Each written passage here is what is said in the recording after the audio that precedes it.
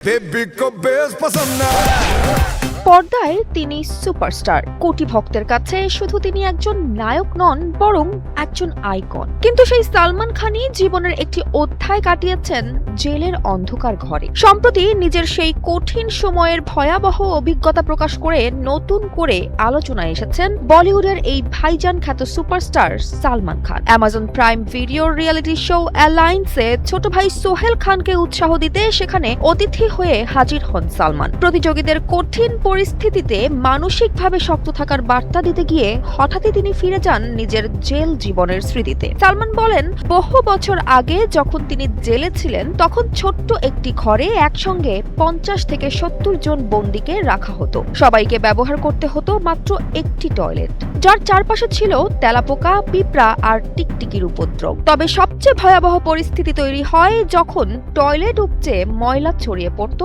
চারদিকে। তার ভাষায়, সেই পরিবেশে কাটানো প্রতিটি দিন ছিল ভীষণ কঠিন। উল্লেখ্য, 1998 সালের কৃষ্ণসার হরিণ শিকার মামলা সহ বিভিন্ন মামলার কারণে একাধিকবার জেল ও পুলিশ হেফাজতে থাকতে হয়েছে সালমান খানকে। সব মিলিয়ে প্রায় 18 দিন কারাগারে কাটিয়েছেন তিনি। তবে সেই অভিজ্ঞতাকে আজ আর কেবল অতীতের একটি ঘটনা হিসেবে দেখেন না ভাইজান, বরং বিষয়টিকে জীবনের কঠিন বাস্তবতা থেকে পাওয়া এক শিক্ষা হিসেবেই তুলে ধরছেন তিনি।